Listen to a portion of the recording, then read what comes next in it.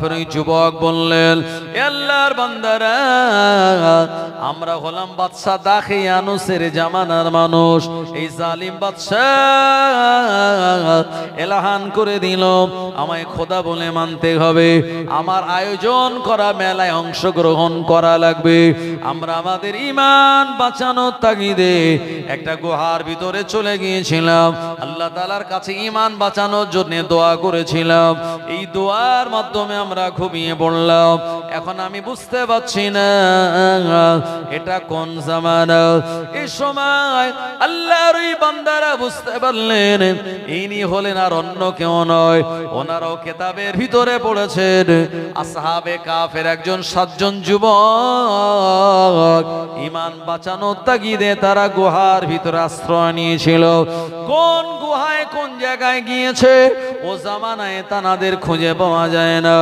এ সময় ওই জামানার বর্তমান যুগের যে পারে থেকে থাকে, মনে রাখুন আপনার জন্য কবরে জিন্দেগিটা সহজ।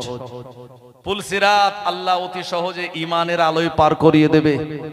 কিয়ামতের একটা দিন হবে বেঈমান কাফেরদের জন্য 50,000 বছরের লম্বা দিন, আর মুমিনের জন্য কিয়ামতের ময়দান হবে এক ওয়াক্ত নামাজের সময় সমপরিমাণ। জোরে বলেন সুবহানাল্লাহ। এই আসরের নামাজের ওয়াক্ত কতক্ষণ থাকে ভাই? মোটামুটি 1 ঘন্টাই ধরি আমি, এতটা থাকে না, 40 মিনিট। জি, জোহরের নামাজের ওয়াক্ত এই 2 ঘন্টা 2.5 ঘন্টা। এই 2-2.5 ঘন্টা এক ওয়াক্ত নামাজে যতটা সময় থাকে, মুমিনের জন্য কিয়ামতের দিন হবে এত অল্প সময়, আর বেঈমানদের জন্য হবে 50,000 বছরের লম্বা দিন। আমার ভাইজানেরা, আপনারা আসহাবে কাহাফের নাম শুনেছেন? কোরআন মাজিদে আল্লাহ একটি সূরা দিয়েছেন সূরা কাহাফ নামে।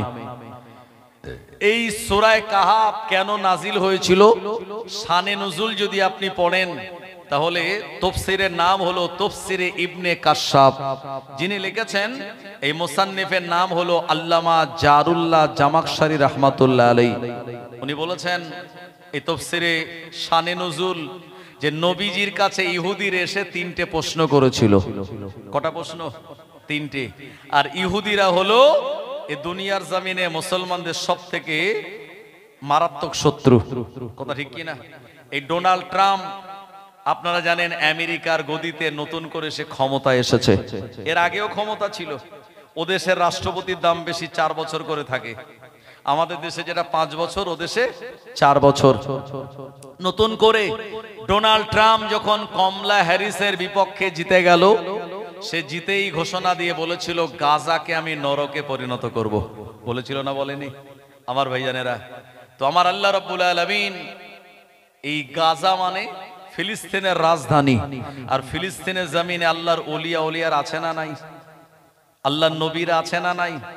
ইব্রাহিম আলাইহিস সালামের বেটা ও আমার ভাইজানেরা, ইসহাক আলাইহিস সালামের মাজার, ইয়াকুব আলাইহিস সালামের মাজার, আর ইউসুফ নবীর মাজার, ইউনুস নবীর মাজার, সালেহ নবীর মাজার, আম্মা জান মরিয়ম আলাইহিস সালামের মাজার, আমার আল্লাহর অসংখ্য নবী আম্বিয়া কেরামদের মাজার এই জায়গায়। এই জায়গাটা বরকতপূর্ণ জায়গা।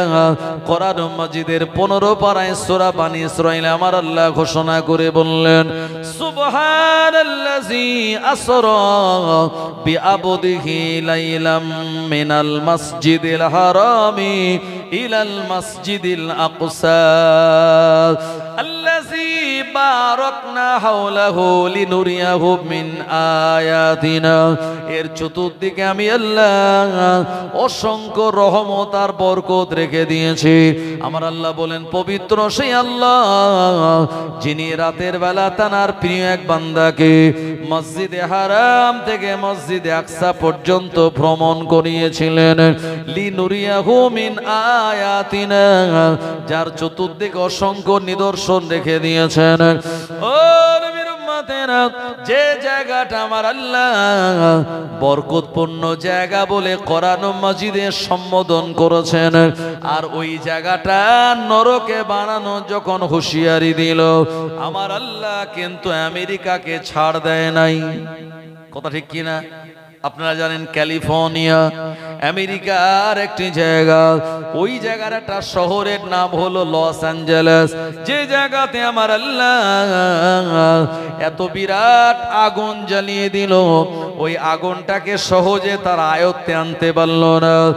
ও নবীর উম্মতেরা, শুধু আগুন নয়, আগুনের সঙ্গে ঝোড়ো হাওয়া, আর আগুনের ধর্ম হলো অক্সিজেন যদি আগুন পায় আরো বিরাট আকার ধারণ করতে পারে।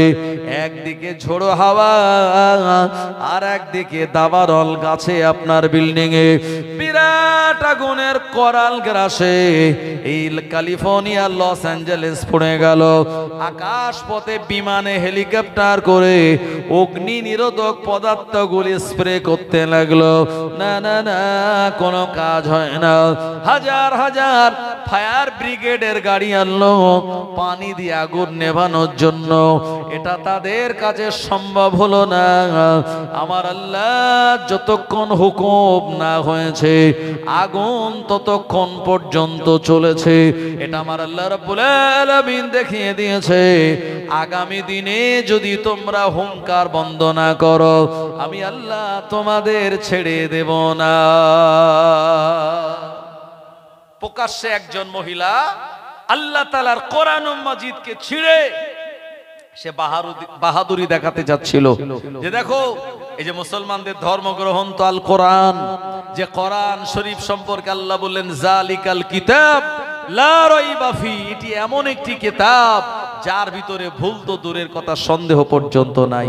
সে কোরআন মাজিদ ছিঁড়ে আর সে থ্যাংক ইউ বলছিল, আর সে বলছিল আমার গড হলো যিশু খ্রিস্ট, এই কথা বলে ইসলামকে অপমান করে তার ধর্মকে সে বড় করতে চাচ্ছিল।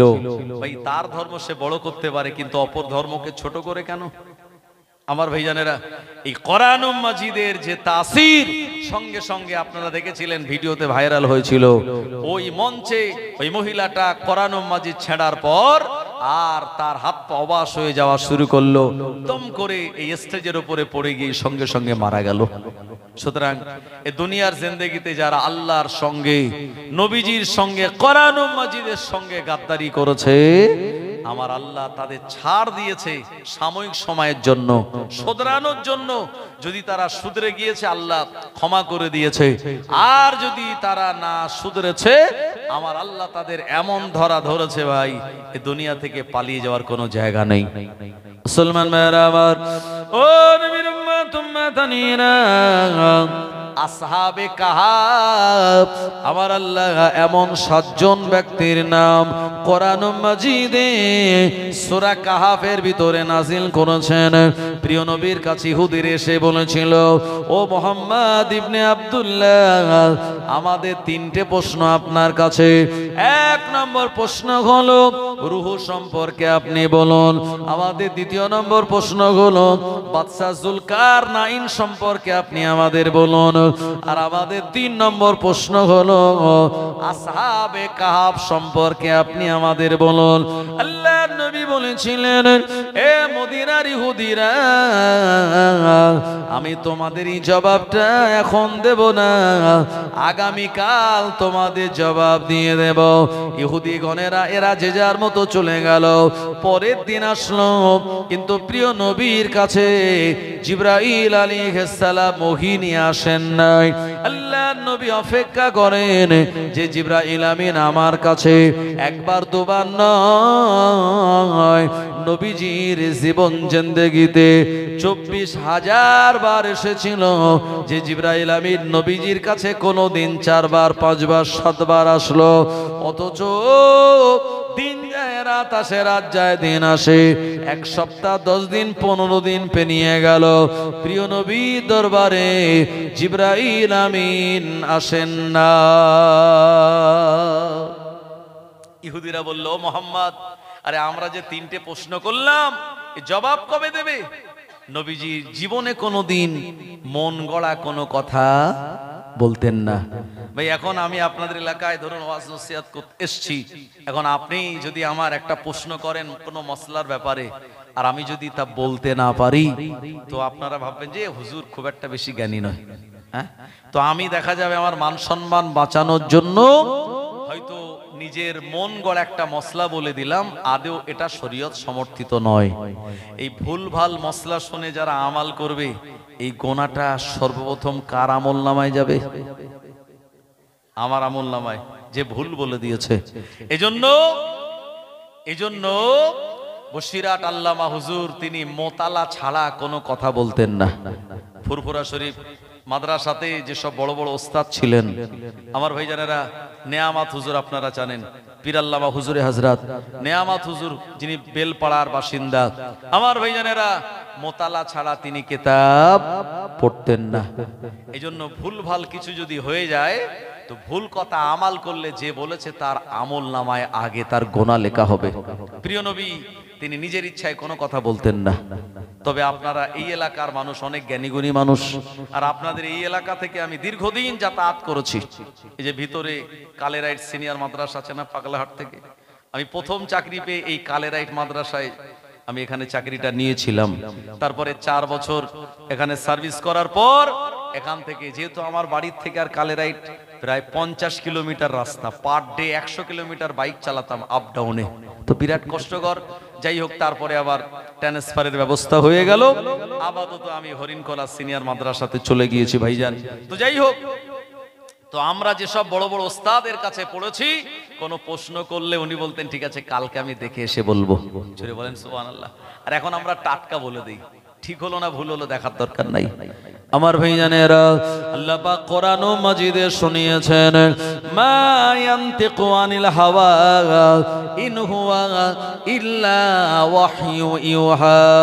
আমার নবী প্রবৃত্তির অনুসরণ করে কোনো কথা বলতেন না, যা বলতেন আমার আল্লাহর পক্ষ থেকে ওহী মেসেজ পাওয়ার পরে তারপরে বলতেন। ও নবীর উম্মত উম্মাদানিরা, ইহুদিরা আল্লাহর হাবিবকে 3টে প্রশ্ন করলো। নবীজির কাছে ওহী আসা বন্ধ, জিবরাইল আমিন আসেন না, নবী আমার জবাব দিতে পারেন না। এভাবে 15 দিন কেটে গেল। 15 দিন পর প্রিয় নবী দরবারে জিবরাইল আলাইহিস সালাম চলে আসলেন। আসসালাতু ওয়াসসালামু আলাইকা ইয়া রাসূলুল্লাহ, আসসালাতু ওয়াসসালামু আলাইকা ইয়া হাবিবাল্লাহ।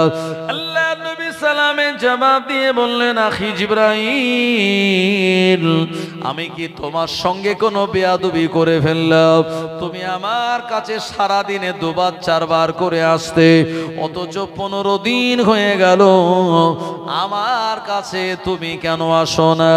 ইয়া রাসূলুল্লাহ, হে ইয়া হাবিবাল্লাহ, ইহুদিরা যেদিন আপনায় জিজ্ঞাসা করেছিল 3টে প্রশ্ন, আপনি বলেছিলেন আগামী কাল তার জবাবটা দিয়ে দেব।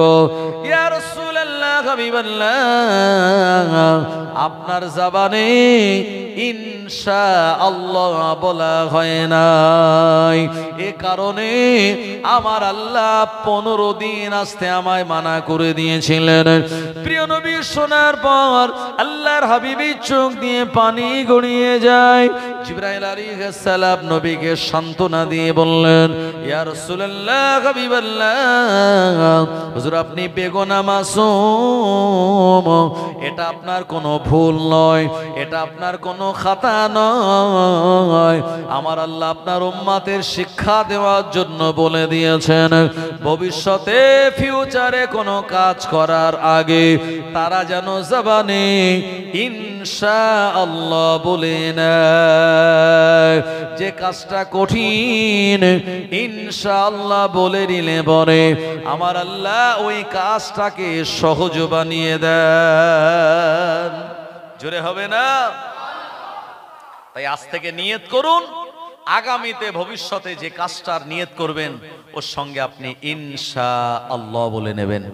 ইনশাআল্লাহ মানে, ইন মানে যদি, শা আল্লাহ আল্লাহ চায়, যদি মানে আল্লাহ যদি চায় তবেই আমার ছেলে বা মেয়েটা এবছর মাধ্যমিক পরীক্ষা দিচ্ছে, ভালো একটা স্কুলে 11-এ তাকে ভর্তি করাবো সায়েন্স নিয়ে। আমার এই ছেলেটা উচ্চ মাধ্যমিক দেবে, তাকে আমি জয়েন্ট পরীক্ষায় বসাবো যাতে ডাক্তারিতে চান্স পায় ইনশাআল্লাহ। আগামী বছর আমি ওমরাতে যাব, ওই আগামীর সঙ্গে সব কাজে আপনি ইনশাআল্লাহ বলে নেবেন। এটা মুমিনের আলামত। আল্লাহ দেখবেন আপনার এই কাজটাকে সহজ বানিয়ে দেবেন। সুলাইমান নবী উনি 100 মুজাহিদ চাইলেন যে আমি এই যুদ্ধ করার জন্য 100 আমার বীর মুজাহিদ দরকার। সুলাইমান নবী ডাক দিলেন, কিন্তু কেউ তানার পাশে আসলো না। সুলাইমান নবী রেগে গিয়ে বললেন, আমি 100টা বিয়ে করব আর 100 জন স্ত্রীর কাছে যাব, আল্লাহ 100 পুত্র সন্তান দেবে, তাদেরকে আমি মর্তে মুজাহিদ বানাবো। এখন সুলাইমান নবী তানার কথা অনুযায়ী 100 বিবাহ করলেন, 100 জন বিবির কাছে গেলেন, কিন্তু সন্তান হলো মাত্র একটা, তাও আবার খোঁড়া। আমার আল্লাহকে বললেন, ও রব্বুল আলামিন আল্লাহ, আমি নবী সুলাইমান, আল্লাহ আপনি আমায় এত রাজত্ব দিয়েছেন, আমি তক্তার উপরে বসলে হাওয়া আমাকে আপনার নির্দেশ এক জায়গা থেকে আরেক জায়গায় নিয়ে চলে যায়। আমি জিনেদের বাদশাহ আল্লাহ, আমি পশু পাখিদের কথা বুঝতে পারি, এমনকি পিপিলিকার কথা বোঝার ক্ষমতা আল্লাহ আপনি আমায় দিয়েছেন। ও রব্বুল আলামিন আল্লাহ, আপনি আমার এমন ভালো এই নিয়াতকে কেন কবুল করলেন না? আমার আল্লাহ পাক শুনিয়ে দিলেন, সুলাইমান নিয়ত ঠিক ছিল, কিন্তু নিয়তের সঙ্গে আমার আল্লাহকে সাথে নেওয়া হয় নাই, ইনশাআল্লাহ বলা হয় নাই। ও নবী সুলাইমান, তুমি যদি ইনশাআল্লাহ বলতে, আমি তোমার নিয়াতটাকে কবুল করে নিতাম। নবীরা যদি ছাড় না পায়, আর আমরা তো আম মানুষ ভাই, গুনাহগার, আমরা কি ছাড় পাবো? তাই এটা আমাদের ব্রেনে রাখতে হবে, আগামীর সঙ্গে ইনশাআল্লাহ বলে নেবেন। যদি দেখেন আপনার সামনে কোনো বেধর্মী আছে, কোনো অন্য গায়ের কম হিন্দু লোক আছে, আপনি ওখানে ইনশাআল্লাহ বললে তারা এটাকে ঠাট্টা বিদ্রুপ করবে, বা তারা বলবে যে আরে তুমি কি বললে এটা, তো আপনি জোরে জোরে না বললেও মনে মনে বলে নিন, ঠিক আছে আমি কালকে আসবো ইনশাআল্লাহ, আস্তে আস্তে বলে নিন, কারণ আল্লাহ তো জানে আপনি কি নিয়ত করেছেন।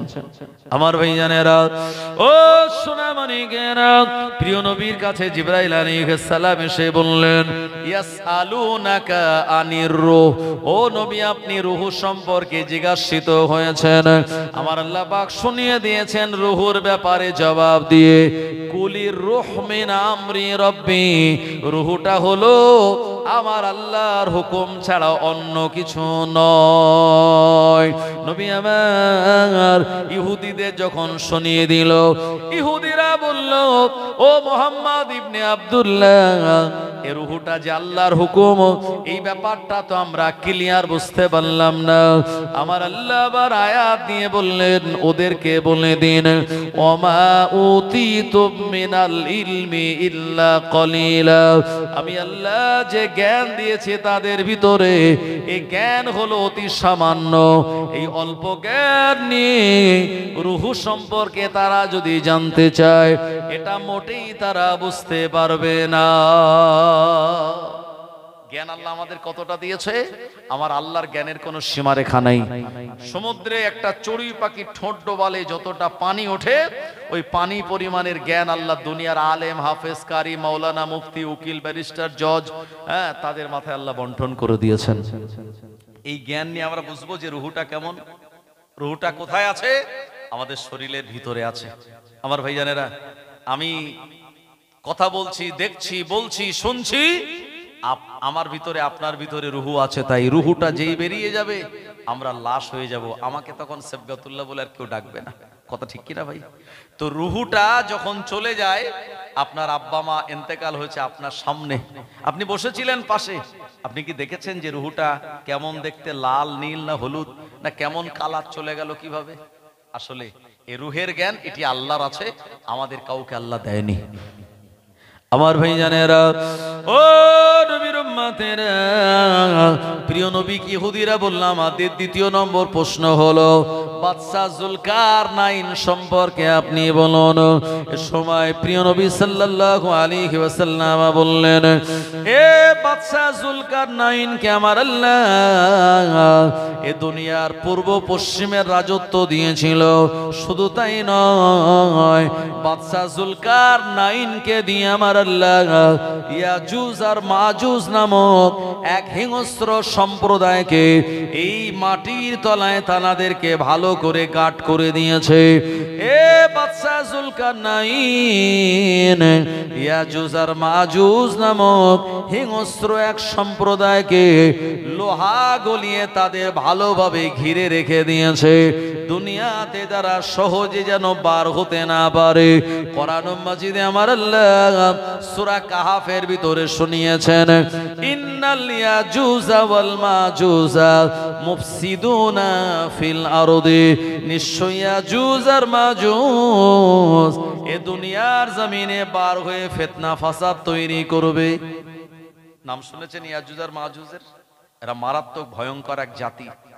এদের গায়ে বিরাট শক্তি, দেখতে খুব কালো, এদের বড় বড় দাঁত আছে, এরা হিংস্র, এরা মাংসাশী, এরা মানুষকে হত্যা করে মানুষের গোশত খাবে, প্রাণীদের হত্যা করে প্রাণীর গোশত খাবে। এরা সংখ্যায় এত বেশি হবে, নবীজি বলেছেন এরা যখন বার হবে যে এলাকা দিয়ে যাবে, এই এলাকার নদী নালার পানি কিচ্ছু থাকবে না, এরা সব খেয়ে শেষ করে ফেলবে। বাপরে বাপ, নদীর পানি খেয়ে শেষ করে ফেলবে, যাতাই ব্যাপার নয়। আর তাদের সংখ্যা এত মারাত্মক আকারে হবে, আমার ভাইজানেরা, বিলবিল করে পিঁপড়ের মতো তারা বেরিয়ে যাবে। এত মারাত্মক সংখ্যা, নবীজি বলেছেন এ দুনিয়ার এক বিগত জায়গা খালি থাকবে না, যে জায়গায় ইয়াজুজ আর মাজুজ তাদের পদচারণা পড়বে না। ও নবীর উম্মত উম্মাদানিরা, ইয়াজুজ আর মাজুজ সম্প্রদায়কে এ বাদশা যুলকারনাইন আপনার চারিদিকে একটা জায়গা খুঁড়ে দিয়ে ওই জায়গায় গলিত লোহা আর সীসা ঢেলে দিয়ে তাদেরকে আবদ্ধ করে রেখে দিয়েছে। এরা প্রতিদিন ওই লোহার চাদরটা তারা তাদের ধারালো জিহবা দিয়ে চাটতে থাকে। সকাল থেকে তারা কাজে লাগে, সন্ধ্যাবেলা পর্যন্ত চাটতে চাটতে লোহার চাদরটা মোটা থেকে পাতলা হয়ে যায়। এরাও ক্লান্ত অবসন্ন হয়ে পড়ে। এরা ফিরে গিয়ে বলে আগামীকাল বার হব, আর লোহার চাদরটা চাটতে চাটতে আমরা ভেঙে ফেলবো। প্রিয় নবী বলেন এরা যখন আপন জায়গায় বিশ্রামে চলে যায়, আমার আল্লাহ লোহার পাতলা চাদরটাকে আগের দিনের মতো আবার ওই রকম মোটা বানিয়ে দেয়। ও জনেরা, যুবকেরা, এমন কাজ চলতেই থাকে। অদূর ভবিষ্যতে কিয়ামতের আগে এরা সারাদিন ব্যাপী লোহার চাদরটা চাটতে চাটতে যেদিন পাতলা করে ফেলবে, ওরা বলবে আগামীকাল সকালবেলা ইনশাআল্লাহ আমরা এটা ভেঙে ফেলবো। যেই ওরা জাবানে ইনশাআল্লাহ বলবে, আমার আল্লাহ লোহার পাতলা হয়ে যাওয়া চাদরটার মোটা করে দেবেন না, ওই রকম পাতলাই থাকবে। পরের দিন সকালবেলা তাদের ধারালো জিহবা দিয়ে চাটার সঙ্গে সঙ্গে এটা ভেঙে যাবে এবং গোটা দুনিয়ার জমিনে তারা বেরিয়ে পড়বে। ও নবীর উম্মতেরা, এই দুনিয়াতে ইয়াজুজ আর মাজুজের যখন আবির্ভাব হবে, ঈসা আলাইহিস সালাম এই দুনিয়াতে তখন তিনি অবস্থান করবেন। ইয়াজুজ আর মাজুজের হিংস্রতায়, ইয়াজুজ আর মাজুজের আমার ভাইজানেরা তাদের মারামারি কাটাকাটি হানাহানিতে গোটা দুনিয়াটা অশান্ত হয়ে পড়বে। আমার আল্লাহ দরবার ঈসা নবী বলবে, আল্লাহ আমার অনুসারীদের নিয়ে আমি এখন কোন জায়গায় চলে যাব? আমার আল্লাহ বলবেন, ও নবী ঈসা, দূর পর্বতে তুমি তোমার অনুসারীদের নিয়ে চলে আসো। এ সময় ঈসা আলাইহিস সালাম আল্লাহর ইমানদার মুমিন বান্দাদের নিয়ে দূর পর্বতে চলে যাবেন, এখানে অবস্থান করবেন। নিজেদের খাদ্য তারা খেতে লাগবেন। এক সময় নিজেদের খাদ্য শেষ হয়ে যাবে, গাছের কচি পাতাগুলি খাবেন। একটা সময় পর গাছের কচি পাতাও শেষ হয়ে যাবে, এ সময় গাছের পাকা পাতা তারা খেতে থাকবে। ও নবীর উম্মতেরা, তারা দুর্বল হয়ে যাবে। ঈসা নবীর কাছে বলবে, আমাদের তো আর খাবার নাই, আমার আল্লাহর কাছে একটু দোয়া করুন, আমরা যেন দুনিয়াতে নেমে যেতে পারি। ঈসা নবী আল্লাহর কাছে দোয়া করে বলবেন, আল্লাহ ইয়াজুজ আর মাজুজ সম্প্রদায় গোটা দুনিয়ার জমিনে, ও রব্বুল আলামিন, আল্লাহ এরা দুনিয়াতে থাকলে আমরা কেমন করে নামবো। আল্লাহ পাক ওদের থেকে আপনি আমাদের পরিত্রাণ দিন। ঈসা নবী তিনি হলেন মুস্তাজাবুদ দাওয়াত, যখনই হাত তুলবেন আমার আল্লাহ দোয়া কবুল করে নেবেন। এনার দোয়ার বরকতে ইয়াজুজ আর মাজুজ সম্প্রদায়কে দুনিয়া জমিন থেকে বিদায় করিয়ে দেওয়ার জন্য আমার আল্লাহ আসমান থেকে এক ধরনের ছোট ছোট কীট পোকা পাঠিয়ে দেবে। ওই কীট পোকাগুলি ইয়াজুজ আর মাজুজের এই ঘাড়ের ওপর এসে পড়বে। নবীজি বললেন ইয়াজুজ আর মাজুজের এই ঘাড়ের ওপরে ওই আসমান থেকে আগত ওই কীটটা পড়বে। ওই কীট তাদের এমন কামড়াবে ওরা বুঝতে পারবে না, কিন্তু এর প্রতিক্রিয়া এতটা ভয়াবহ, এতটা বিষাক্ত, এখান থেকে তাদের ওই ফুসকুড়ি হবে, সেখান থেকে ঘা হবে, সেখান থেকে মারাত্মক একটা ঘা আকার ধারণ করবে। ভাই দেখবেন মাঝে মাঝে এক কুকুর আর এক কুকুরের ঘাড়ে কামড়ে দেয়, আর কুকুর যদি তার এই ঘা চাটতে না পারে তো ওটা সহজে ভালো হয় না। আর এই ঘাড়ের ঘায়ে অনেক কুকুর কিন্তু শেষ পর্যন্ত কি মারা যায়। আর ইয়াজুজ আর মাজুজ এদের এই ঘাড়েতে এই পোকা এসে আক্রমণ করবে, এমন মারাত্মক তাদের ঘা হবে, তার জ্বালা যন্ত্রণা তারা সহ্য করতে পারবে না, ওরা আস্তে আস্তে এবারে মরে যাওয়া শুরু হবে। আমার ভাইজানেরা, ওর বিরম্মাতেনা ইয়াজুজ আর মাজুজ সম্প্রদায় এরা দুনিয়ার জমিনে এক এক করে তারা মারা যাওয়া শুরু হয়ে যাবে। এরা একে অপরের ভিতরে বিরাট হিংস্রতা দেখাবে। ও আমার ভাইজানেরা, ওদের ভিতরে মানসিকতা জন্মাবে, এর জন্য আমার এমন শরীর খারাপ, আর একজন ভাববে তার জন্য আমার এমন অসুস্থতা। এরা নিজেদের ভিতরে ভুল বোঝাবুঝি করে, ওদের ভিতরে দাঙ্গা হাঙ্গামা মারপিট আরো বেশি পরিমাণে বেড়ে যাবে। ও আমার ভাইজানেরা, এই প্রচন্ড জ্বালা যন্ত্রণা ওদের দ্বন্দ্ব মারপিটের কারণে গোটা দুনিয়া জমিনে ইয়াজুজ আর মাজুজ সম্প্রদায় এরা মারা যাবে। গোটা দুনিয়া তাদের মরদেহ পড়ে থাকবে। ঈসা নবী আল্লাহকে বলবেন, আল্লাহ দুনিয়াতে আমি নামবো তুর পর্বত থেকে, কিন্তু এক বিগত জায়গা ফাঁকা নাই, যে জায়গাতে আমি পা দেব সব জায়গায় ইয়াজুজ আর মাজুজের মরা দেহ। ও নবীর উম্মত উম্মাতানিরা, ঈসা নবী বলবেন, আল্লাহ দুনিয়াটা ইমানদারের জন্য বসবাসের উপযোগী বানিয়ে দিন। আমার আল্লাহ তাআলা দোয়া কবুল করে নিয়ে আসমান থেকে উট পাখির মতো লম্বা লম্বা ঘাড় বিশিষ্ট, গলা বিশিষ্ট এক ধরনের পাখি পাঠিয়ে দেবেন। ওই পাখিগুলি ঠোঁট করে নিয়ে, ঠোঁটে করে নিয়ে ইয়াজুজ মাজুজের মরদেহ নাহাবিল নামক একটা গর্তে ফেলে দেবে। ও নবীর উম্মত উম্মাতানিরা, এরপরে ইয়াজুজ মাজুজের শরীর থেকে নির্গত হওয়া রক্তপুঞ্জ জমিনে লেগে থাকবে, দুর্গন্ধ বার হবে।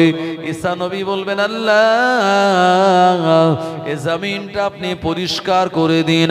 আমার আল্লাহ পাকের দরবার থেকে আমার হুকুম হয়ে যাবে, এ সময় মেঘ থেকে পানি নামবে। এই পানিটা যাতাই পানি নয়, প্রথম পানি হবে আমার ভাইজানের এত বিরাট ব্যাপক পরিমাণ, যে পানির কারণে ইয়াজুজ মাজুজের রক্ত আর পুঁজ লেগে থাকা জমিনটা ধুয়ে যাবে। আমার আল্লাহ দ্বিতীয়বার পানি দেবেন, আর ওই পানিতে গোটা দুনিয়ার জমিনটা উর্বর হয়ে যাবে। ঈসা নবী তুর পর্বত থেকে তানাদের ইমানদার সাথী সঙ্গীদেরকে নিয়ে নামবেন। খাওয়ার জন্য তো কিছুই নাই। ঈসা নবী বলবেন, আল্লাহ আপনি তো রিজকের মালিক। আমার আল্লাহ শুনিয়েছেন, ওমা মিন দাব্বাতিন ফিল আরদি ইল্লা আলাল্লাহি রিজকুহা। এ দুনিয়ার জমিনে এমন কোন প্রাণী নাই যার রিজকের দায়িত্ব আমার আল্লাহ নেন নাই। ও নবীর উম্মত দানিনা আমার আল্লাহ জমিনকে হুকুম দেবেন, জমিন তার ফসলাদি বার করে দেবে। ও আমার ভাইজানেরা, প্রিয় নবী বললেন ঈসা আলাইহিস সালামের ওই জামানায় আমার আল্লাহ জমিন থেকে ডালিম গাছ দেবেন, আর এই ডালিম গাছে এত বিরাট বড় ডালিম হবে, একটা ডালিমের রস একটা পুরো কওমের মানুষ খেয়ে পরিতৃপ্ত হয়ে যাবে। একটা কওম মানে একটা সম্প্রদায়, একটা সম্প্রদায় কম বেশি অনেক লোক 250, 300, 500 লোক থাকতে পারে। একটা ডালিমের রস, ডালিমের এই লিকুইড রস সবাই খেয়ে পরিতৃপ্ত হয়ে যাবে। নবীজি বলেছেন এই ডালিমের যে খোসা হবে ওই খোসা দিয়ে তারা ছাউনি করে ঘর বানাবে। সুবহানাল্লাহ বলেন। এখনকার ডালিম কত? 250 গ্রাম, 300 গ্রাম, খুব বড় ডালিম হলে 500 গ্রাম। আর ওই জামানায় আল্লাহ এক একটা এই ডালিম দেবেন, এই ডালিমগুলির খোসা দিয়ে তারা ঘরে ছাউনি বানাবে। ও নবীর উম্মত উম্মাদানিনা, আমি আপনাদের যে কথা শোনাচ্ছিলাম ইয়াজুজ আর মাজুজ সম্প্রদায়, এদেরকে বাদশা যুলকারনাইন জমিনে আবদ্ধ করে রেখে দিয়েছে। প্রিয় নবী ওই ইহুদিদের দ্বিতীয় নম্বর প্রশ্নের জবাব দিলেন। ওরা বলল মুহাম্মদ ইবনে আব্দুল্লাহ আমাদের 3 নম্বর প্রশ্নের জবাবটা দিয়ে দিন। আসহাবে কাহাফ সম্পর্কে আপনি বলুন। আল্লাহর নবী তিনি আসহাবে কাহাফ সম্পর্কে জবাব দিয়েছিলেন। কোরআন মাজিদে সূরা কাহাফ আমার আল্লাহ নাজিল করে দিয়েছিলেন। আমি আপনাদের বলবো তার আগে নবীজির শানে মহব্বতে একটু দরুদ শরীফ আল্লাহুম্মা সাল্লি আলা সাইয়্যিদিনা ওয়া আলা আলি সাইয়্যিদিনা।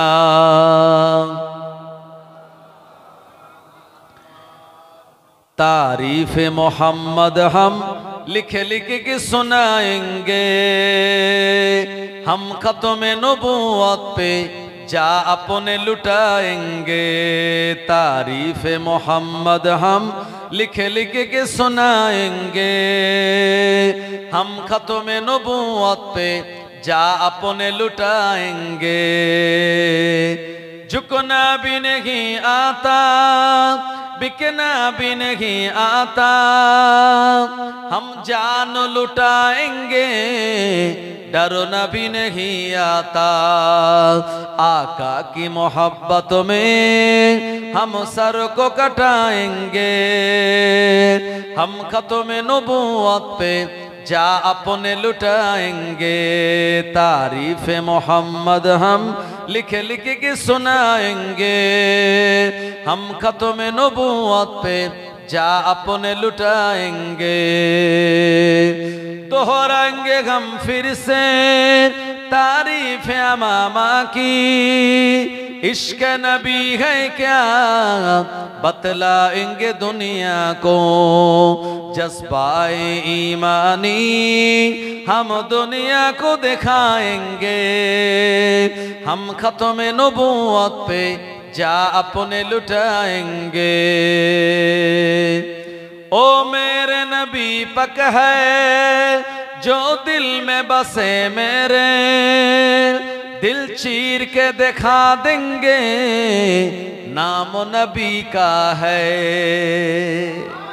जोरे होवे ना और एक जोरे बोलून। ओ मेरे नबी पक है जो दिल में बसे मेरे, दिल चीर के दिखा देंगे नाम नबी का है। दुश्मन नबी सुन ले जुबा पे लगम तू दे, जो जान हमारा है दे देंगे नबी के लिए। तारीफ मोहम्मद हम लिख लिख के सुनाएंगे, हम खत्म नबूवत पे जा अपने लुटाएंगे। अल्लाहुम्मा सल्ले अला सय्यदिना व अला आले सय्यदिना। আমার ভাইজানেরা, প্রিয় নবী বলেছিলেন আসহাবে কাহাফ সম্পর্কে, যেটি কোরআন মাজিদে আল্লাহ শুনিয়েছেন। এই আসহাবে কাহাফ হলো 7 জন এমন যুবক। কজন? 7 জন এমন যুবক যারা ছিল ঈসা আলাইহিস সালামের উম্মত, যাদের কালেমা ছিল লা ইলাহা ইল্লাল্লাহ ঈসা রূহুল্লাহ। ঈসা নবীকে আমার আল্লাহ আসমানে তুলে নেওয়ার পর, ঈসা নবী চলে যাওয়ার পর ও জামানে একজন বাদশার আবির্ভাব হয়েছিল। এ বাদশা হলো অত্যাচারী, এ বাদশার নাম হলো দাখিয়ানুস। তাফসীরের কিতাবের ভিতরে মুসান্নিফ রাহমাতুল্লাহ আলাইহি বললেন এ বাদশার নাম হলো দাখিয়ানুস। চারিদিকে এলাহান করে বলল, আমি হলাম এই এলাকার বাদশা, আমার দেশে আমার রাজত্বে থাকতে গেলে আমায় খোদা বলে মানতে হবে, আমায় প্রতিপালক বলে মানা লাগবে। আর আমি একটা মেলার ব্যবস্থা করেছি, আমার আয়োজন করা, এই মেলায় উপস্থিত হওয়া বাধ্যতামূলক। জোরে বলেন নাউজুবিল্লাহ। একজন বাদশা হয়ে খোদাই দাবি করলো, নিজেকে গড ঈশ্বর বলে দাবি করলো। ও আমার ভাইজানেরা, যাদের ঈমান কমজোর ছিল, ঈমান যাদের দুর্বল, ওই দুনিয়ায় ওই রাজত্বে থাকার জন্য বাদশা দাখিয়ানুসকে তারা খোদা বলে মেনে নিয়েছিল। একবার জোরে বলেন নাউজুবিল্লাহ। ও আমার ভাইজানেরা, এ 7 জন যুবক কেউ কাউকে তারা চেনে না, জানে না। বাদশা সমস্ত এলাকার মানুষদের বলল, আমার আয়োজন করা ওই মেলায় তোমাদের উপস্থিত হওয়া লাগবে। যারা মেলায় যাবে না, আমি জানবো তারা আমার বিদ্রোহী দল, আমি তাদের অবশ্যই পানিশমেন্ট দেব। এখন সেই মেলা অনেকে গেল, সবাই গেল, কিন্তু 7 জন যুবক তারা চিন্তা করছে এই মেলাতে যাব কি যাব না। আর মেলা যারা তৈরি করে বা বসায়, এরা কি আল্লাহর ওলি বান্দা না শয়তানের অনুসারী? একটু জোরে বলেন। এরা শয়তানের অনুসারী, কারণ আল্লাহর কোন ওলি বান্দা এই মেলার পক্ষে নয়। আপনারা জানেন এই হাড়োয়াতে আল্লাহর একজন ওলি আছেন, যার নাম হলো আব্বাস আলী রহমাতুল্লাহ আলাইহি। তানার এই মাজার কেন্দ্রিক একটা বিরাট মেলা হতো প্রায় 1-1.5 মাস ব্যাপী। সেই মেলাটা গত বছর থেকে বন্ধ করা সম্ভব হয়েছে। ফুরফুরা শরীফের তোহা সিদ্দিকী হুজুর থেকে শুরু করে, ওমর সিদ্দিকী হুজুর থেকে শুরু করে, আপনার কামরুজ্জামান ভাই থেকে শুরু করে আরো যারা বিভিন্ন সংগঠন করে, তারা সবাই মিলে সম্মিলিতভাবে এক জায়গায় বসে তারা এই মেলাটাকে বন্ধ করে গত বছর থেকে জলসা চালু করেছে। জোরে বলেন সুবহানাল্লাহ। এটা ভালো জিনিস। আপনি কাজীপাড়া বারাসাত যাবেন, এখানে একদিলপীর রহমাতুল্লাহ আলাইহি 22 আউলিয়ার একজন, এখানেও মেলা হয়। আর মেলা মানেই সেখানে নারী পুরুষের আনাগোনা, মেলা হলেই সেখানে নাগদুল্লাহ, সেখানে নানান রকম নাচ গানের ব্যাপার। আমার ভাইজানেরা, এই মেলা এই 7 জন যুবক তারা গেল বটে, কিন্তু তাদের মনটা সেখানে বেশিক্ষণ স্থায়ী হলো না। আসহাবে কাফের যুবকগুলি ওই মেলাতে গেল বটে চাপে পড়ে, কিন্তু মেলার বেহায়াপনা, এখানকার নাচ গান, নিত্য পরিবেশ দেখে এনাদের মনটা ভালো লাগলো না। এই 7 জন যুবক এই মেলাতে যখন তারা গিয়েছিল, কেউ কাউকে চিনত না, তাদের আলাদা আলাদা জায়গাতে বাড়ি। ও আমার ভাইজানেরা, ওই মেলার অদূরে একটা সুন্দর গাছ ছিল, ওই গাছের ছায়ায় একজন যুবক চলে আসলো, পরে আরেকজন যুবক আসলো, তারপরে আরেকজন যুবক চলে আসলো। এইরকম ভাবে 7 জন যুবক ওই গাছতলায় এসে বসে গেল। তাদের ভিতরে একজন সাহসী লোক বলছে, কি ব্যাপার, বাদশা দাখিয়ানুস আমাদের মেলায় যাওয়াটাকে বাধ্যতামূলক করেছে, আর আমরা মেলায় গিয়েছিলাম, সেখানে না থেকে এখানে কেন? তো কেউ জবাব দিতে পারছে না, ভয় পাচ্ছে, না জানি যদি আমাদের ভিতর থেকে কেউ বাদশাকে খবর দেয় এই সবাই চুপচাপ আছে, কিন্তু একজন সাহসী ব্যক্তি সে বলে উঠেছে যে আমি মেলায় গিয়েছিলাম, এ মেলায় থাকলাম না, তার কারণ হলো আমি আল্লাহর বান্দা, আর আমার আল্লাহর বান্দা হয়ে আমরা আল্লাহর একত্ববাদের উপরে বিশ্বাস করি। আর বাদশা দাখিয়ানুস আমার আল্লাহর সঙ্গে শরীক করে খোদাই দাবি করলো।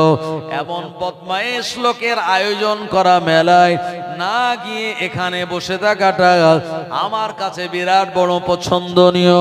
ও আমার ভাইজানেরা, একজন যখন তানার সত্য কথা বলে দিলেন, আসহাবে কাফের আরো 6 জন তানার সঙ্গে গলা মিলিয়ে বললেন আমাদেরও একই দাবি, আমাদের মন ভালো লাগছে না বলে আমরা এই গাছ তলায় এসে বসে বললাম, ও নবীর উম্মত উম্মাতানিরা, এনারা এর আগে কেউ কাউকে চিনত না, কিন্তু তানাদের মতবাদ সবার সঙ্গে একরকম মিলে যাওয়ার জন্য এনারা 7 জন নিজেদের ভিতরে বন্ধুত্ব তৈরি করলেন।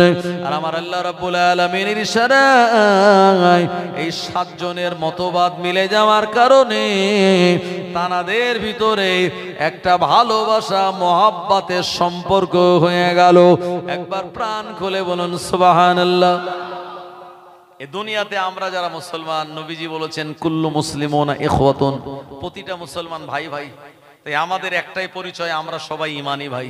এখানে যারা এসে বসেছি আমাদের সবার আব্বা আলাদা, মা আলাদা, পাড়া হয়তো আলাদা, হ্যাঁ, আমাদের বাসস্থান আলাদা, কিন্তু তারপরে আমরা একই মসজিদের আপনারা মুসল্লি। আপনাদের একটাই পরিচয়, আমরা সবাই কালেমার ভাই, আমাদের ইমামও এক, ইমামের পিছনে আমরা ইক্তেদা করি। তাই আমাদের সবার ভিতরে মহব্বত আছে না নাই? এই মহব্বতটা হলো ইমানি মহব্বত। এই 7 জনের ভিতরে তৈরি হয়ে গেল। এখন বাদশা দাখিয়ানুসের কাছে খবর দিল 7 জন যুবক যারা মেলায় না গিয়ে একটা গাছতলায় বসে তারা যুক্তি করছে। বাদশা দাখিয়ানুস তাড়াতাড়ি বাই অর্ডার সেনাবাহিনী পাঠিয়ে দিল, বলল যুবকদের ধরে আনো, কারা এরা মেলায় না এসে এরা গাছতলায় বসে।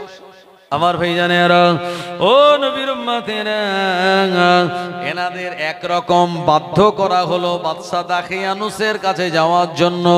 এই 7 জন যুবক এরা মনে মনে চিন্তা করলো আমরা বাদশার কাছে যাব, আর ওখানে গিয়ে আমাদের ইমানি দায়িত্ব আমার আল্লাহর একত্ববাদের বাণী পৌঁছে দেওয়া, কালেমার দাওয়াত দেওয়া। এই 7 জন যুবককে যখন এসকর্ট করে নিয়ে যাওয়া হলো, বাদশা দাখিয়ানুস বলল কি ব্যাপার, সবাই যখন মেলায় আসাটা বাধ্যতামূলক, তোমরা কেন মেলার বাইরে? এই 7 জন যুবক বলে দিল না না না, এই মেলা আমাদের কাছে অপছন্দনীয়, আর তুমি নিজেকে খোদা বলে যে দাবি করেছো এটাও তো আমরা মানি না।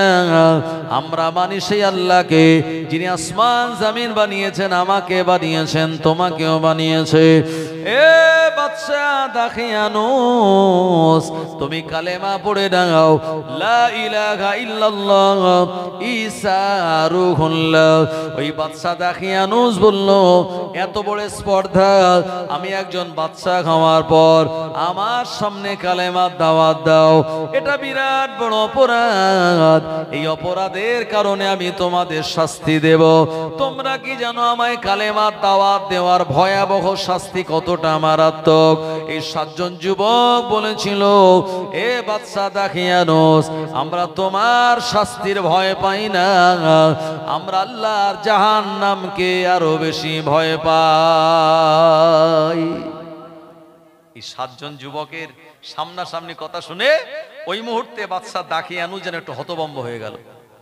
এই মুহূর্তে ওই 7 জন ওই মেলা ছেড়ে বাইরে বেরিয়ে চলে আসলো। বাইরে বেরিয়েই তারা দ্রুত গতিতে চলতে লাগলেন, এমন জায়গায় চলতে লাগলেন কোথায় যাবেন তারা নিজেরা জানেন না। আমি প্রথমে একটা আয়াত আপনাদের শুনিয়েছিলাম, মনে আছে তো? ওয়ালা তাহিনু ওয়ালা তাহজানু ওয়া আনতুমুল আ'লাউনা ইন কুনতুম মুমিনিন, তোমাদের কোনো ভয় নাই, তোমাদের কোনো দুশ্চিন্তা নাই, এ দুনিয়া জমিনে তোমরা বিজয়ী হবে, শর্ত হলো তোমাদের মুমিন হওয়া লাগবে। আমি মুমিনের 12টা আলামত আপনাদেরকে শুনিয়ে দিয়েছি। এই 12টা আলামত এই 7 জন যুবকের ভিতরে ছিল। ও নবীর উম্মত উম্মাতানিরা, এনারা দ্রুত গতিতে চলতে লাগলেন। চলতে চলতে একটা পাহাড়ি এলাকায় চলে গেলেন। ওই পাহাড়ি এলাকায় যাওয়ার পর একটা গুহা দেখতে পেলেন। আর যাওয়ার পথে তারা পিছনের দিকে তাকিয়ে দেখে এই 7 জনের সঙ্গে একটা কুকুরও তাদের সঙ্গী হয়েছে। ও নবীর উম্মতেরা, এ 7 জন ওই কুকুরটাকে বলল, এ কুকুর কি ব্যাপার, আমাদের সঙ্গে কেন? এ সময় কুকুর কোনো জবাব দেয় না। 7 জন তাকে তাড়িয়ে দিতে চায়, কিন্তু কুকুর এই 7 জনকে ছাড়ে না। কুকুর পোষা শরীয়তে জায়েজ কিনা জায়েজ? কুকুর পোষা জায়েজ কিনা জায়েজ একটু বলেন। আমার আলোচনায় আপনাদেরকে অসুবিধা হচ্ছে? কুকুর পোষা জায়েজ না জায়েজ? আচ্ছা, জায়েজ কজন বলছেন একটু হাত তোলেন তো। এই 2 জন জায়েজের পক্ষে, আর সবাই বলছেন না জায়েজ। ও আমার ভাইজানেরা, এখন 2 জন বলেছে কুকুর পোষা জায়েজ, আপনারা সবাই না জায়েজের পক্ষে। এখন চলুন হাদিসে কি আছে, মসলাতে কি বলে। নবীজি বলেছেন, লা তাদখুলুল মালাইকা বাইতান তাসাবিরাও কালবান, এ ঘরে আমার আল্লাহর রহমতের ফেরেশতা প্রবেশ করে না যে ঘরে কুকুর আর ছবি রয়েছে। এই ঘরে আমার আল্লাহর মালাইকা রহমতের ফেরেশতারা প্রবেশ করে না। ও জওয়ান যুবকেরা, কুকুরের এটো হলো নাপাক। আল্লাহ নবী বললেন, কুকুর যদি তোমাদের কোনো পাত্রে মুখ দেয়, 7 মাররাতিন 7 বার মাটি দ্বারা এটা ধৌত করা লাগবে। তার যতক্ষণ 7 বার মাটি দ্বারা ধৌত না হবে, এটা কিন্তু পাক হবে না। ও নবীর উম্মত উম্মাতানিরা, আমি আপনাদের শুনিয়ে দেব, কুকুর পোষা শরীয়তে নাজায়েজ, আবার কুকুর পোষা জায়েজ। জায়েজের একটা সূরাত আছে, মসলাতে এসেছে, যেমন তেমন কুকুর নয়, যে কুকুরটা হবে কালবে মুআল্লিম, মানে প্রশিক্ষণ প্রাপ্ত কুকুর। আপনার বাগান, পুকুর, ক্ষেত, খামার, মাঠ পাহারা দেওয়ার জন্য কালবে মুআল্লিম মানে প্রশিক্ষণ প্রাপ্ত কুকুর যদি আপনি প্রশিক্ষণ দিয়ে পোষেন, শরীয়ত আপনায় ছাড়পত্র দিয়ে দিয়েছে।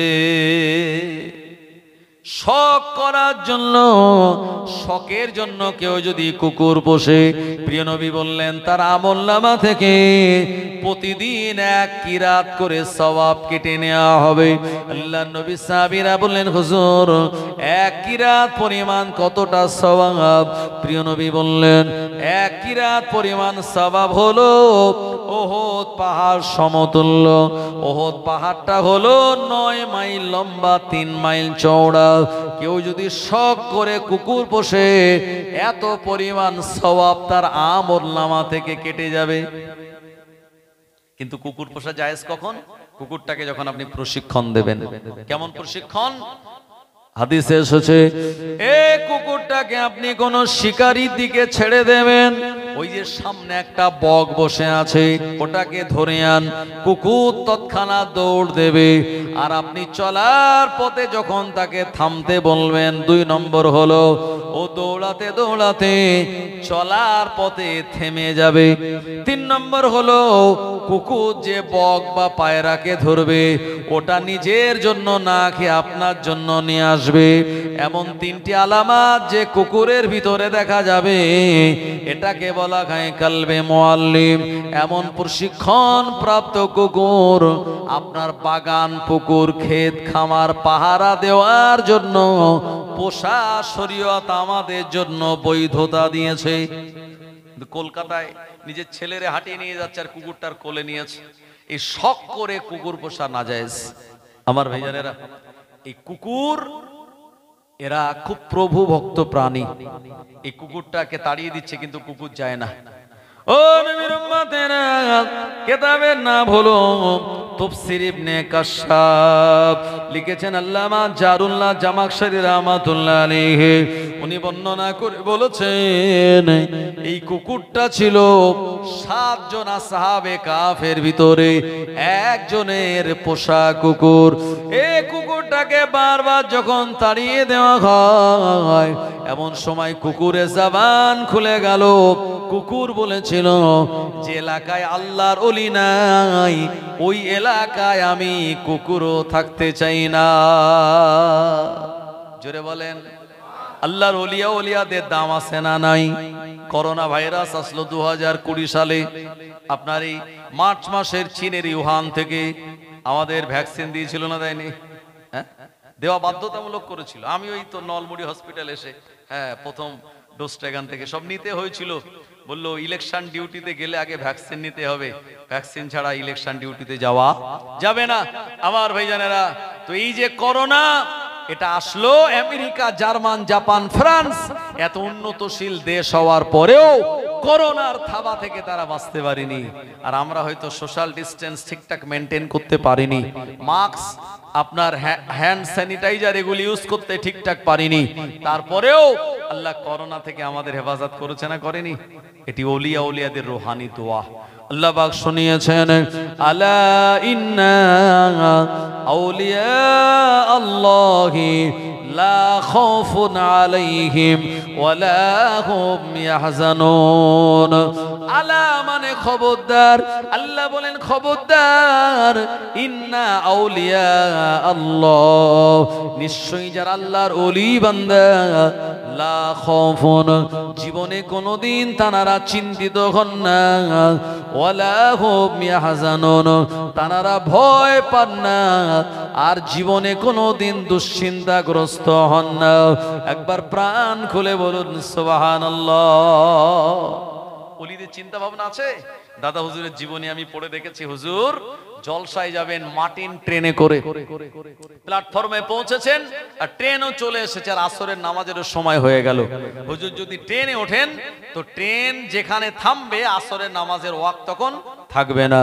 হুজুর বলেন, এ বাবা সাথী সঙ্গীরা, তোমরা ওযু বানিয়ে নাও, আসরের নামাজ প্ল্যাটফর্মে পড়ে তারপর ট্রেনে উঠবো।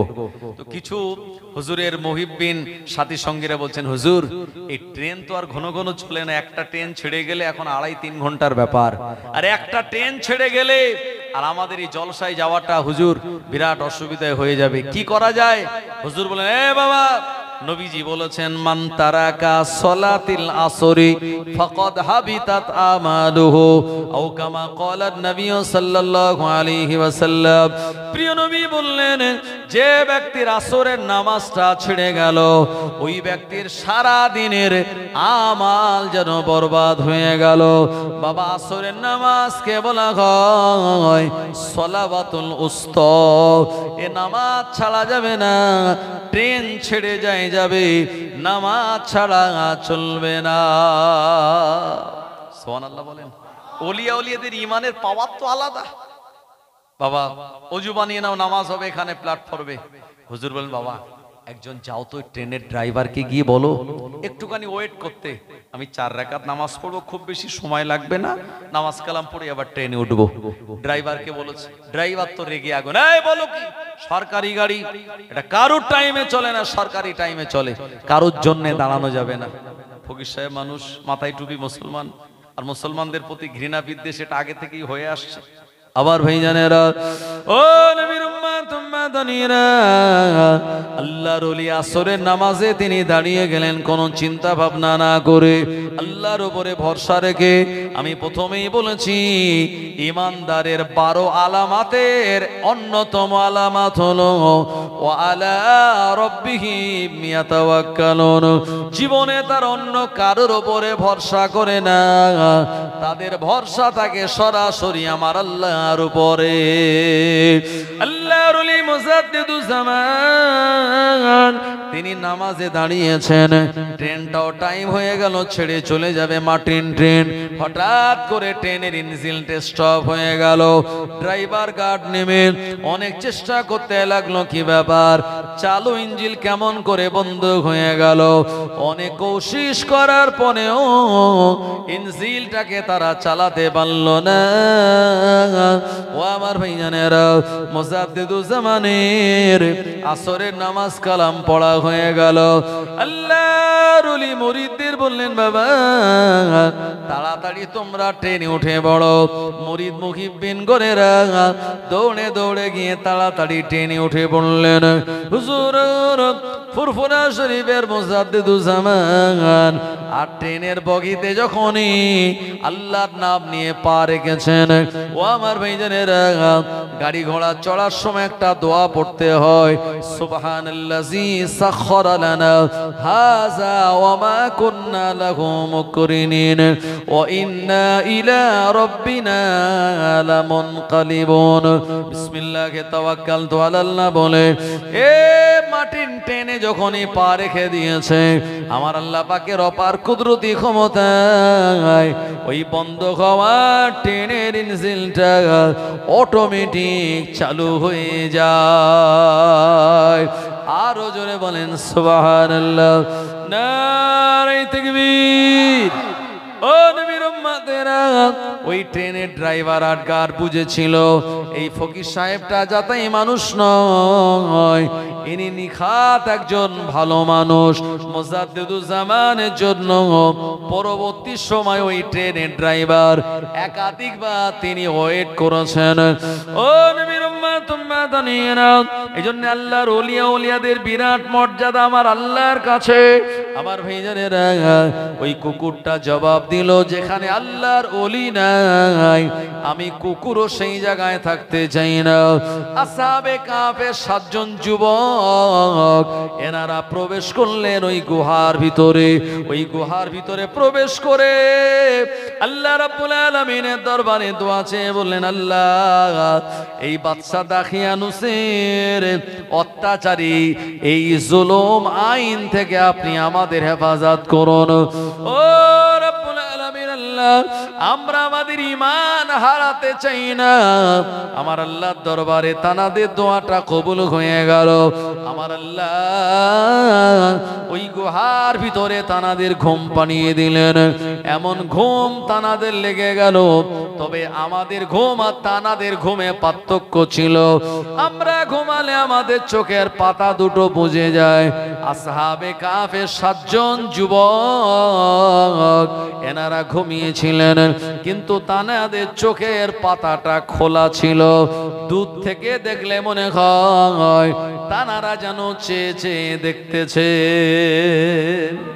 অথচ ঘুমাচ্ছে। এই ঘুমটা কত বছরের লম্বা ছিল? তাফসীরের কিতাবের ভিতরে এসেছে 309 বছর একটানা লম্বা ঘুমিয়েছিলেন। জোরে হবে না?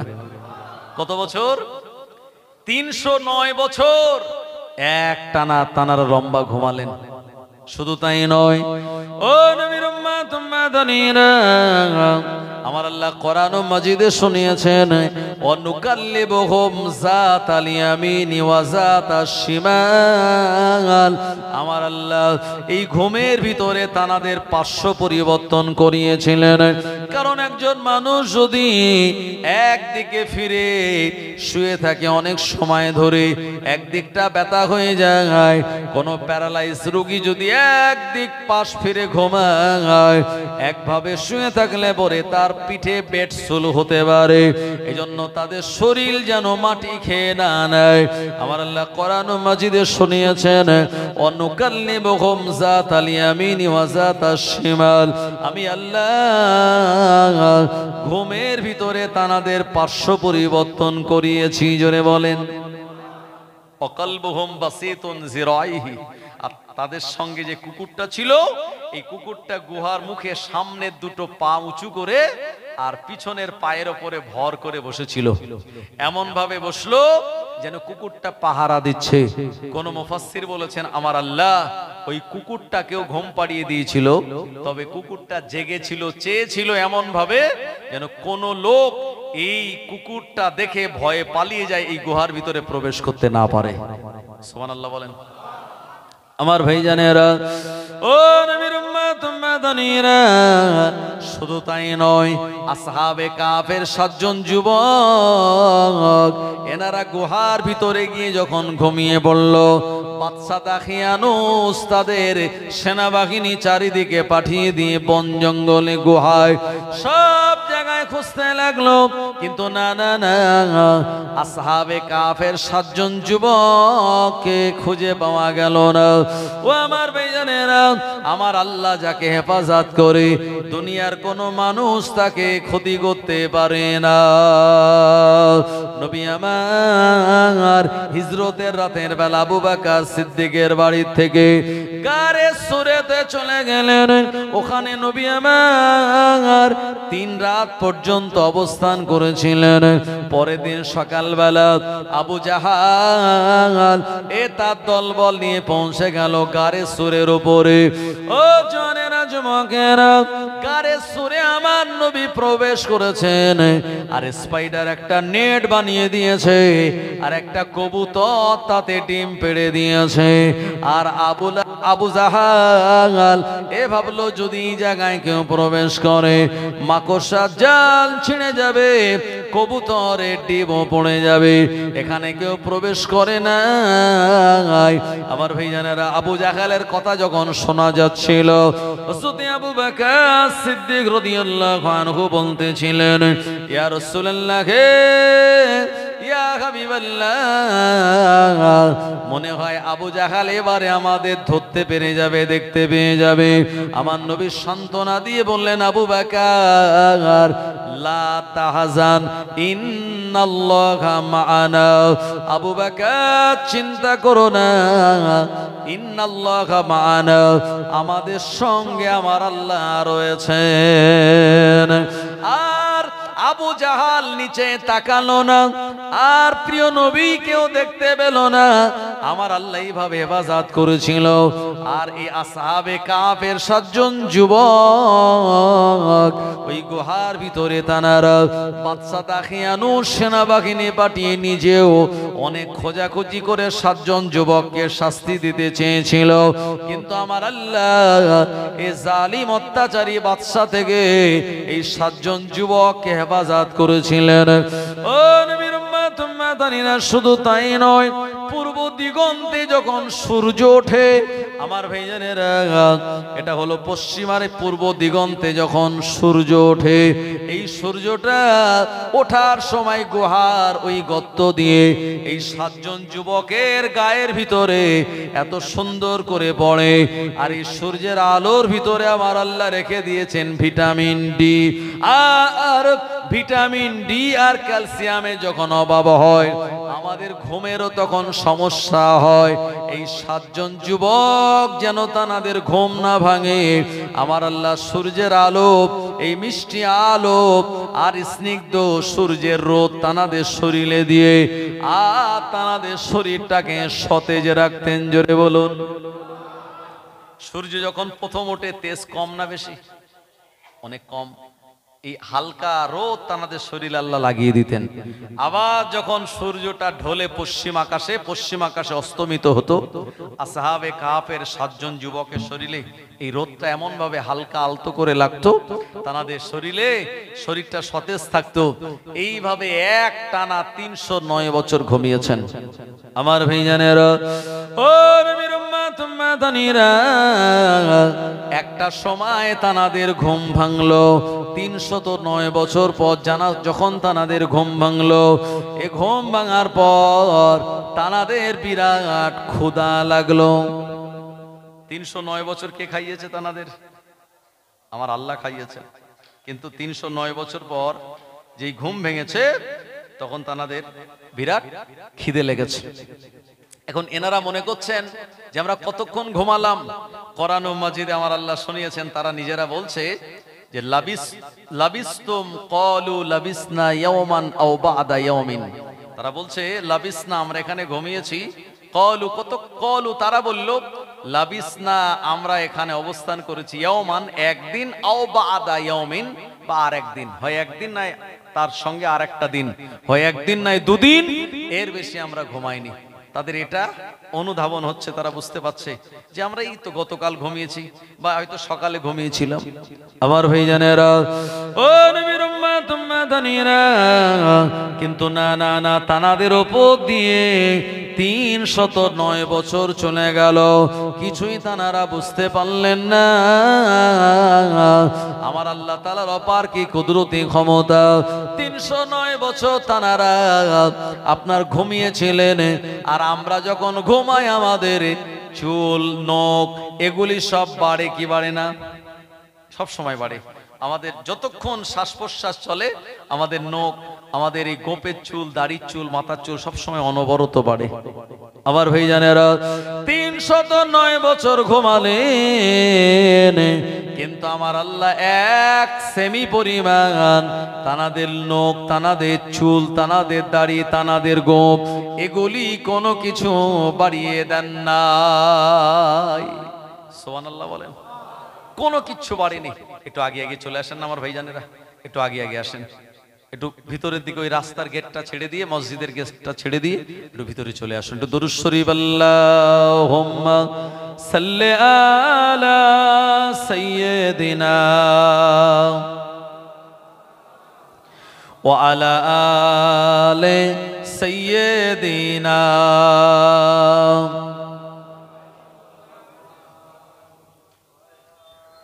ইয়া নবী মোহাম্মদ, ইয়া রাসূল মোহাম্মদ, তুমি মোর শাফায়াত, তুমি মোর শাফায়াত। ইয়া নবী মোহাম্মদ, ইয়া রাসূল মোহাম্মদ, তুমি মোর শাফায়াত, তুমি মোর শাফায়াত। পেলে দিদার একটিবার তোমাকে খোদার কসম, কলিজার মায়া দিয়ে তখন ধোয়াবো তোমার কদম। ওয়াইস করুনি দেখেনি ভাঙে ইশকে সকল দাঁত, তুমি মোর শাফায়াত, তুমি মোর শাফায়াত। ইয়া নবী মোহাম্মদ, ইয়া রাসূল মোহাম্মদ, তুমি মোর শাফায়াত, তুমি মোর শাফায়াত। কোরআন দেখ 101, আল কোরআনে নবীর নাম দুটি কম, আল্লাহর নাম 99 গিয়ে থাম। কুসুমবিহীন দেখো ডিম, এর পাবে না কোনো স্বাদ, তুমি মোর শাফায়াত, তুমি মোর শাফায়াত। ইয়া নবী মোহাম্মদ, ইয়া রাসূল মোহাম্মদ, তুমি মোর শাফায়াত, তুমি মোর শাফায়াত। আল্লাহুম্মা সাল্লি আলা সাইয়্যিদিনা ওয়া আলা আলি সাইয়্যিদিনা। ও নবীর উম্মত উম্মাদানিরা, তানাদের ক্ষুধা লাগলো, একজন পকেট থেকে কিছু পয়সা বার করলো, আর একজনের হাতে দিয়ে বলল, ভাই বাজারে চলে যাও, কিছু খাবার আমাদের জন্য নিয়ে আসো, আমরা বিরাট বড় ক্ষুধার্ত। আসহাবে কাফের 7 জনের একজন যুবক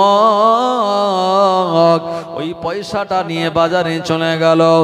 গুহা থেকে যখন বার হয়, এ সময় দেখতে লাগলো গুহার মুখে যে কুকুরটা পা উঁচু করে দাঁড়িয়েছিল, ওই কুকুরটা আর বেঁচে নাই। ওই কুকুরটা মারা যাওয়ার পর তার শরীরের হাড় হাড্ডি কঙ্কাল অবস্থায় ওই জায়গাতে দাঁড়িয়ে। যখন এই কুকুরের কঙ্কাল দেখেছে, তখন এই 7 জনের একজন অবাক, কি ব্যাপার, এই কুকুর তো আমাদের সঙ্গে ছিল, এই এত অল্প সময়ের ভিতরে কি করে এমন হাড় হাড্ডি তার বেরিয়ে গেল, বুঝতে পারছে না। এরপরে বাইরে যে বেরিয়েছে, দেখছে রাস্তাঘাট ঘর বাড়ি সব সেই রকম নয়, সব পরিবর্তন হয়ে গেছে। ভাই 309 বছর পর যদি গুহা থেকে বাইরে বের হয়, তো 309 বছরের পরিস্থিতি আর তখন আছে? এখন এই আজ থেকে 500 বছর আগে যারা দুনিয়া থেকে বিদায় নিয়েছে, তাদের যদি কোন ক্রমে তুলে এই বালিগাদা পাগলাহাট বাজারে আনা হয়, আর এই পাগলাহাট থেকে চিনতে পারবে? বলি কি অবস্থা, এত চওড়া রাস্তা, এত দোকান বাজার, এত বিরাট বিল্ডিং, এত মসজিদ, ভাই 309 বছর তার ভিতরে যে বিরাট পরিবর্তন হয়ে গেছে। গুহা থেকে বেরিয়ে চারিদিকে দেখতেছেন কি ব্যাপার। ওই আসহাবে কাহাফের ওই একজন তাফসীরে ইবনে কাসিরের ভিতরে এসেছে, উনি মনে করছে আমি মনে পাগল হয়ে গেছি, আমি মনে হয় পাগল হয়ে গেছে, আমার মাথা ঠিক কাজ করছে না। আমার ভাইজানেরা, ও নবীর উম্মতেরা, এই যুবক এরকম চিন্তা ভাবনা করতে করতে একটা বাজারে চলে গেল। এই জায়গায় দোকানদারের কাছে আমার ভাইজানের একটা পয়সা দিয়ে বলল, ও দোকানদার, এর বিনিময়ে আপনি আমায় কিছু খাবার দিন। ও আমার ভাইজানেরা, ওই দোকানদার পয়সাটা দেখে বলছে, এ পয়সা তো এ জামানার নয়। পাশে একটা দোকানদারকে দেখালো, এ দোকানদারেরা নিজেরা বলা বলি করতে লাগলো, লোকটা তো আমাদের এলাকার লোক নয়, আমরা কেউ তানাকে চিনি না, জানি না, এই মানুষটা কোন জায়গা থেকে আসলো। এ সময় বলতে লাগলেন, ভাই আপনার এই পয়সা দিয়ে তো কোনো খাবার হবে না, একবার বলুন আপনি কোন জায়গা থেকে আমাদের কাছে এসেছেন। আমি ছোটবেলায় 10 পয়সা 20 পয়সা ছোট 4 আনা 8 আনা দেখেছি, আপনারা তো আরো অনেক কিছু দেখেছেন যারা বয়স্ক। এখন সেই 50-60 বছর আগের পয়সা যদি না চলে, 309 বছর আগের পয়সা কেমন করে চলে। এখন এই দোকানদার বলল, ভাই আপনার নাম কি একটু বলুন তো। সবাই দোকানদার আরো যারা বাজারে লোকজন ছিল ওই আসহাবে কাফের একজনকে ঘিরে ধরলো, বলল, ভাই সত্যি করে বলুন কোন জায়গা থেকে আপনার আগমন, আপনার পরিচয় কি, একবার আমাদের সামনে আপনি নির্ভয়ে বলুন।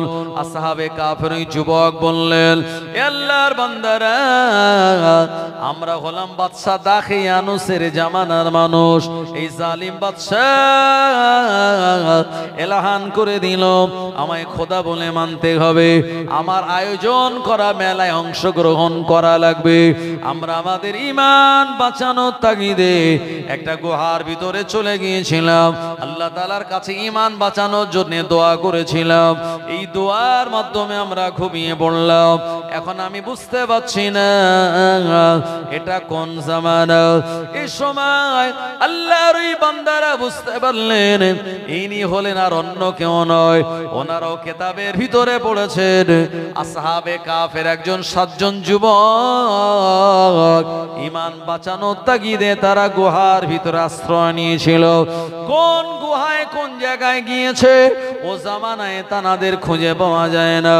এ সময় ওই জামানার বর্তমান যুগের যে বাদশা ছিল তিনি ভালো বাদশা, তানার কাছে নিয়ে যাওয়া হলো। আসহাবে কাফের মানুষটাকে যখন ওই বাদশার কাছে নিয়ে যাওয়া হলো, বাদশা নামদার তানার সঙ্গে সালাম বিনিময় করলেন।